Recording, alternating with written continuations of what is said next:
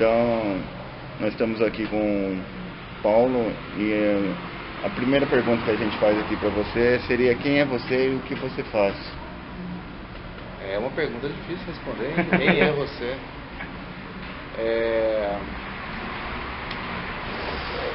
Profissionalmente, eu sou empresário. Profissionalmente, minha maior área de atuação é marketing digital. Eu trabalho há 19 anos com isso e é o que eu mais tenho feito bastante em relação a isso.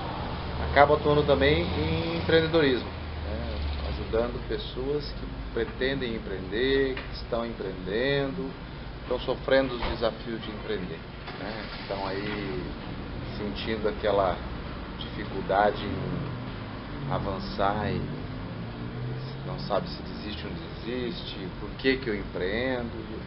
A gente trabalha muito a questão do propósito.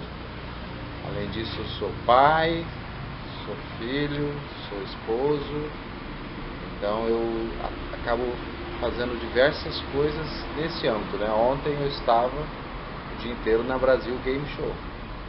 Vocês não têm noção do que é aquilo. Ao mesmo tempo que eu estava lá com meus filhos, meus dois filhos mais velhos, de 16 e de 10, sabendo que o ano que vem o meu de 3 vai querer estar junto. Ele já gosta de jogar. Ao mesmo tempo que eu estava ali como um aprendiz. Ali tudo que eu sei talvez não significasse nada para essas crianças.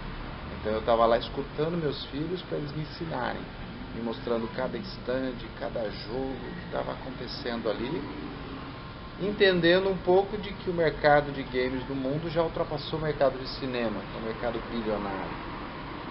Então essa relação ali é muito importante, porque ao mesmo tempo que eu fui lá levar meus filhos, porque eles queriam estar lá, porque eles gostam daquele mundo, é um aprendizado e é uma oportunidade profissional de trabalho. Eu começo a entender algo muito maior do que simplesmente ir lá como pai. Eu fui lá como pai, fui lá como aluno, fui lá como um aprendiz, eu fui lá como empresário, eu fui lá como um profissional da área de marketing e comunicação. Eu acho que a minha grande missão é aprender. A segunda missão, eu compartilho aquilo que eu aprendo. Agora vamos para a segunda. Quais as características comportamentais ou atitudes você possui e que julga terem sido determinantes no sucesso como empreendedor? Eu acho que algo que é muito importante, que eu não tive lá atrás, porque lá atrás, quando eu comecei a empreender há 25 anos, não se falava muito nisso, não se falava em empreender com um propósito, algo maior, isso não era claro. Não se falava em ter mentores, como se fala muito hoje. Não se falava em empreendedorismo. Quando eu comecei há 25 anos atrás, não se falava em empreendedorismo, não tinha esse direcionamento. E o que tem dentro de mim que fez eu sempre continuar e não desistir foi uma vontade, uma necessidade de sempre construir algo, realizar algo, fazer algo diferente, colocar minhas próprias ideias em prática, não só apenas seguir uma onda, seguir uma boiada, fazer como todo mundo faz, mas eu olhar, perceber que eu tenho uma ideia, que eu acho que eu posso fazer algo, me aprofundar nisso e seguir em frente. E nos momentos mais difíceis, onde talvez eu quisesse desistir, não tinha dado certo, porque um monte de coisas não deram certo. Eu cheguei onde eu cheguei porque um monte de coisas não deram certo, não só as que deram certo. Foi nesse momento determinante que foi ter bastante esperança, acreditar sempre que é possível, acreditar sempre que dá para fazer. E recentemente eu fiz um treinamento internacional e eu continuo fazendo curso, treinamento, aprendendo, porque eu ainda acho que eu não sei nada. Eu aprendi uma coisa muito importante nessa fase da minha vida que serviria para qualquer fase. Mas eu aprendi talvez agora só. E eu preciso compartilhar isso.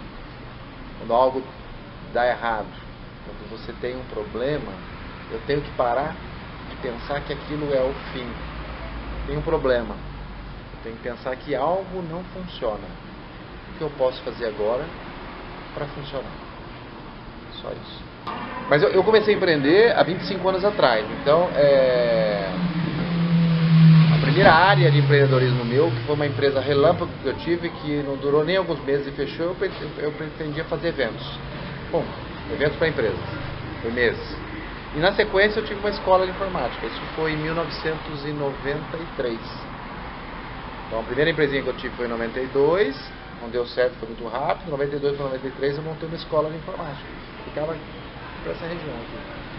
E quando eu comecei a empreender, eu vim para essa área de informática e tudo mais porque eu fiz engenharia, 4 anos, e desses 4 anos de engenharia eu não saía do laboratório de informática, que naquela época, estou falando em 1987, 88, 89, 90, o laboratório de informática era uma sala fechada com ar-condicionado, você tinha que levar a blusa e, naquele momento, o computador era muito caro, você não tinha acesso. Então eu ficava que nem um rato de laboratório ali dentro, computador, e isso me levou a deixar a engenharia, a chegar aqui em Bauru, porque eu cheguei em Bauru em 91, e depois a começar a empreender na área de informática, que era mais natural. Mas na área de informática, ao mesmo tempo que eu tinha escola de informática, eu desenvolvia software, eu vendia computador, eu dava manutenção, fiz um monte de coisa. Em determinado momento da minha vida, eu tive várias empresinhas pequenas que eu era sócio, que eu participava. Cheguei, acho que, ter próximo de 20 sócios. Em 2011, quando eu tinha uma pequena empresa na área de software, então eu uni software e internet, software e marketing digital. Então eu tinha um software que monitorava mídias sociais. Eu tinha começado a trabalhar na minha agência digital em 2007, 2008. E 2009 para 2010 a gente construiu o software, em 2011 a gente vendeu essa empresa, essa startup. Pra você ter uma ideia, naquela época não se falava de startup também, tá?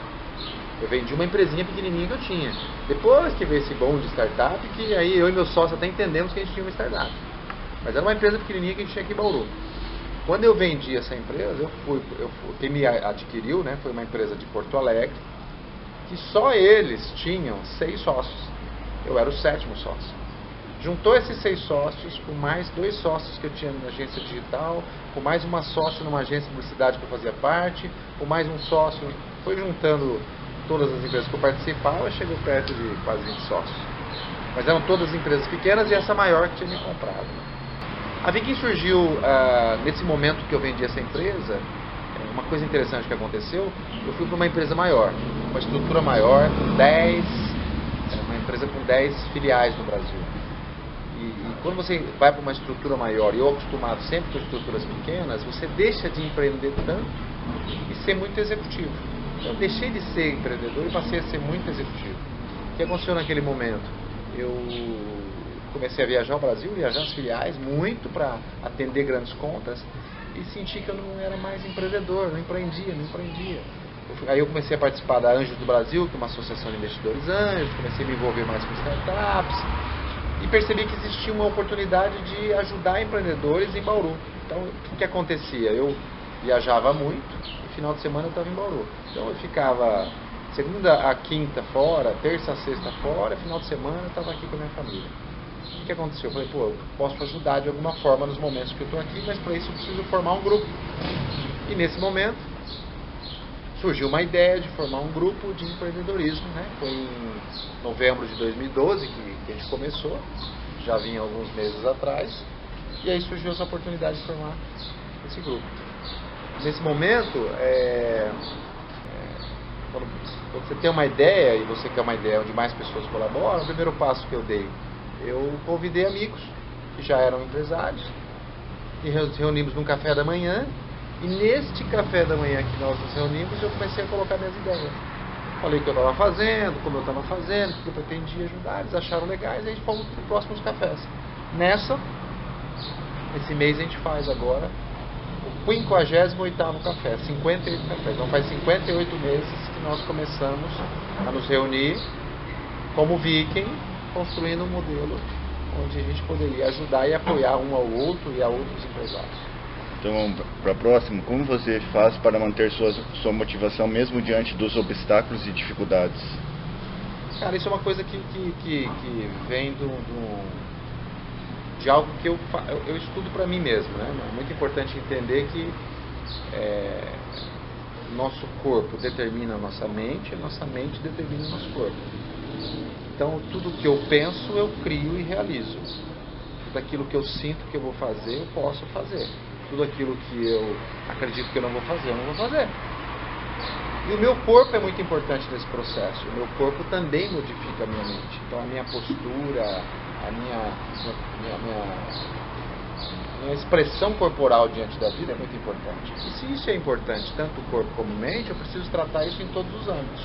Então, já há alguns anos, eu venho modificando a minha estrutura fisiológica, biológica, através do que todo mundo devia fazer. A minha alimentação é diferente, eu me alimento muito bem para isso.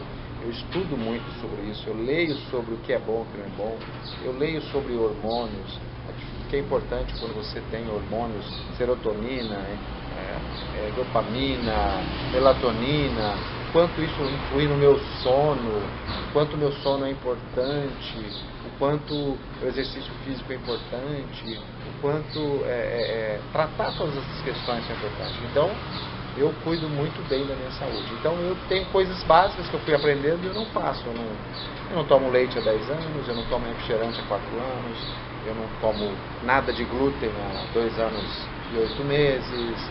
Então, por quê? Eu vou falar só sobre isso, que eu estudei sobre isso. Então, eu faço algo que hoje no cenário mundial se chama de biohacking. Eu hackeio minha própria biologia, descobrindo as brechas que me dão mais energia e potencial. Eu tenho 48 anos. Nos últimos 2 anos e meio, 3 anos, eu vivi uma vida muito louca antes e eu cheguei a engordar muito. Ansiedade faz você engordar, dormir mal faz você engordar. O que eu fiz? Eu fui modificando isso. E conforme eu fui modificando isso, eu fui melhorando o meu desempenho. Eu emagreci 30 quilos. Eu não estou fazendo nenhum tipo de regime, realmente modificando minha alimentação. Então eu tenho 48 anos, às vezes eu vou para algum evento com jovens de 20 e poucos anos e eles não aguentam o meu pique e a minha velocidade, mas porque eu tenho muita energia. Onde está a minha energia? No meu físico, na minha mente. Como foi que você percebeu que poderia explorar ou aproveitar uma oportunidade? Como surgiu o empreendimento? Exemplo do que eu fui fazer ontem. Para muitos, putz, eu tenho que levar meus filhos nesse evento de games que tem lá no Expo Center Norte 50 mil pessoas, é uma loucura, cosplay. Eu já tinha ouvido falar de cosplay, eu vi mais à frente de cosplay, eu perguntei para meus filhos o que é, eles me ensinaram. Muitas pessoas podem achar que isso é simplesmente uma atividade de lazer para os filhos. Para mim tudo é oportunidade, tudo está inserido nesse mundo. Né? Nos últimos 2 anos eu sido estudar muito em cima de neurociência e neuromarketing. Como é que o cérebro funciona? Eu preciso estudar o comportamento do consumidor. Então, se eu vou falar de tecnologia, se eu vou falar de negócios, se eu vou falar de qualquer coisa desse tipo, eu preciso falar de ser humano. Porque é o ser humano que vai consumir. Então, eu preciso entender do ser humano, eu preciso entender como ele pensa, eu preciso entender que nós temos o sistema límbico, o reptiliano, o neocórtex, o cérebro é dividido dessa forma, a pessoa se comporta assim. Onde eu posso fazer isso? Quando eu fui ontem, no Brasil Game Show, lá é um universo para eu entender consumidores de games. Então, a minha inspiração vem de o tempo todo viver, o tempo todo estar aqui. Há alguns semanas, meses atrás, eu me perguntava assim, quem é esse garoto, esse rapaz que tudo que eu faço curte? Era você. Tudo que eu faço curte. Quem é ele? De onde ele veio? Como é que ele me achou? Eu já tinha comentado isso para outras pessoas, porque eu observo, estou o tempo todo batendo 5 mil amigos, o tempo todo alguém quer adicionar e eu tenho que ficar eliminando pessoas. Então é isso, estar presente no mundo de uma forma presente, realmente estar aqui agora, entendeu? Eu cheguei ontem super cansado, cheguei quase meia-noite, né? Eu tenho crianças, eu tenho 3 filhos, tenho família. E me comprometer com vocês, estar aqui hoje, faz parte de um universo de possibilidades que se abre o tempo todo e que eu invento essas possibilidades para mim. Ninguém está criando, eu crio as minhas possibilidades o tempo todo, que vai abrindo diversos canais. Isso para mim é uma riqueza gigantesca que me abre a mente para eu poder empreender sobre qualquer coisa. Talvez eu saísse de ontem de lá dizendo assim, pô, você pode montar um negócio na área de games. Eu crio, invento as minhas possibilidades.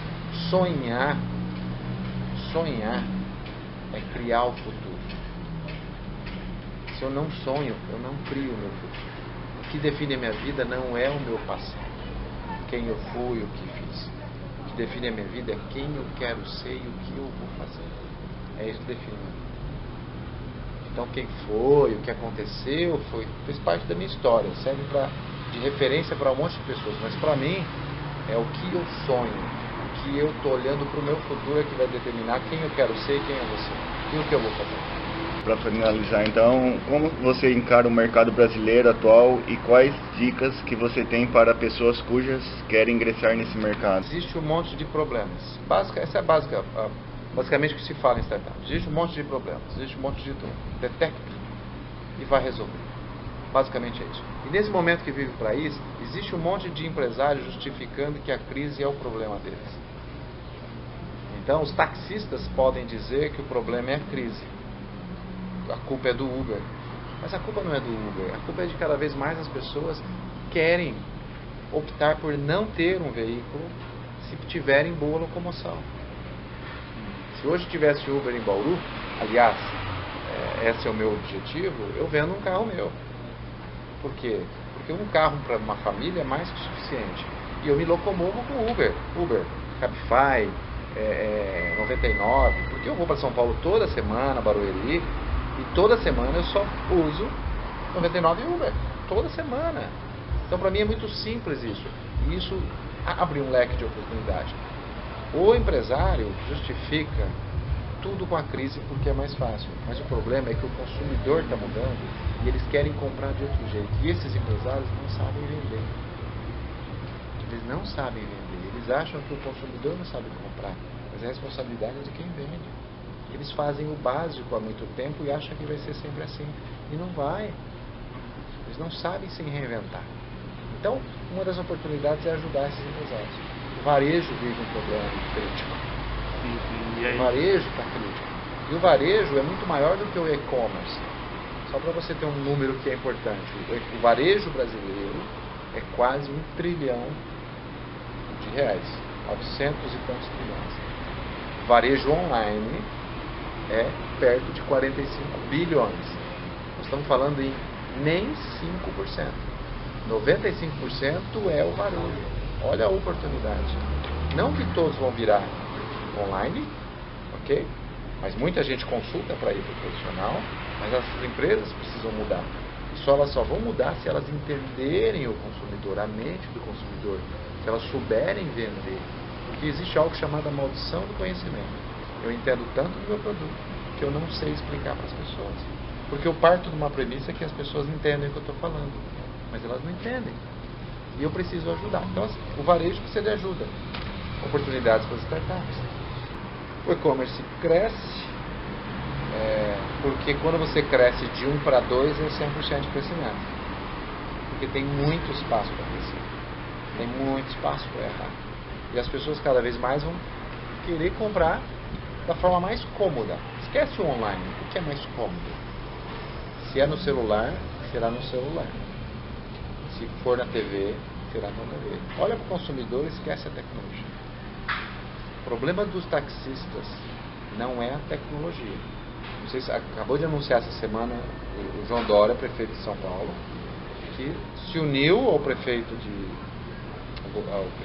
Rio lá, governador, não sei, o projeto Táxi Rio virar o projeto Táxi São Paulo. Qual é o projeto deles? Criar um aplicativo só de taxista, que não cobre nada de taxista. Então, exatamente isso aí. Eu pensava, por que eles não se inspiram no Uber, o pessoal de São Paulo, e não faz a mesma coisa? Quer saber minha opinião sobre isso? Pra mim é furada. Furado, os taxistas entrarem... Não, furada, achar que a tecnologia vai resolver um problema que é uma crise de percepção. O problema não é a tecnologia para chamar o táxi. É bem provável que eu vá lá no ponto de táxi e chame o Uber, ou 99. O problema é que existe uma crise de percepção. Eu percebo que o Uber é melhor que o táxi. Eu percebo que o Uber liga o ar-condicionado, o taxista não liga. Eu percebo que o Uber me dá aguinha e o táxi não me dá aguinha. Eu percebo que o Uber me dá balinha e o táxi não me dá balinha. Eu percebo que o Uber é transparente e vai pelo Waze. O táxi quer me enganar e ir para outro lugar. O problema do taxista, o táxi hoje é percepção. A campanha que deveria ser feita é em cima de percepção. A tecnologia é só um componente. Então, para mim, A iniciativa do Táxi Rio, Táxi São Paulo, se não vier junto com muita campanha de marketing para mudar a percepção, simplesmente é uma furada e não vai funcionar. Porque o investimento no Brasil hoje passa de R$1 bilhão em carro compartilhado. 99, Cabify e Uber. Eles já prometeram R$1 bilhão, pelo menos esse ano, para mudar esse mercado. Em relação à crise, você considera a crise, você não considera a crise tanto um obstáculo muito grande, mas poderia enxergar a crise como uma oportunidade? Sempre a crise é uma oportunidade. Não sou eu que disse, os japoneses há muito tempo, né, no famoso ideograma de crise e oportunidade, mas a questão é como é que eu enxergo isso? Como é que eu detecto isso? Se existe uma crise, existe alguém sofrendo. Eu preciso detectar qual é essa dor que essa pessoa sofre. As pessoas não estão vindo mais tomar café. Qual é o grande entrave nesse processo? O dono da cafeteria não quer te escutar. Ele sempre fez assim. Ele acredita que o problema é realmente a crise, porque ele sempre fez certo. E antes dava certo e eu faturava, agora eu não faturo mais. As pessoas não querem mais comprar. Aí vocês veem esse café aqui, vazio, vai lá no Ross, lotado. Explica lá. Então, Paulo, mas daí acho que vem aquilo lá que você falou de reinventar, né? Porque se o empresário ficar acomodado... Não é problema. Então, esses 5 anos de Viking que está completando agora, o que eu mais percebi é que o empresário é acomodado. E ele copia modelos falidos, tá? Aquela farmácia ali está funcionando. Eu vou abrir uma farmácia, sabe o que eu faço? Copycat. Abro uma farmácia igual, com inclusive os mesmos defeitos. Estou com uma enxaqueca, dor de cabeça, chego naquela farmácia, compro um remédio, peço água, não tem água. Tem que pedir lá dentro. Chego na próxima farmácia, eu montei igualzinho a ela, também não ponho água para o consumidor. Eu faço igual. Então esse é o problema do empresário. Crise. O Brasil viveu crises muito maiores. Tivemos aí inflação de 90% ao mês. Durante um dia, o preço variava. Então é muito relativo isso. Crise social, econômica, esse é um reflexo da financeira, reflexo da política. Agora, vamos deixar assim? Não. O que eu posso fazer? Continuar empreendendo e melhorando o mundo.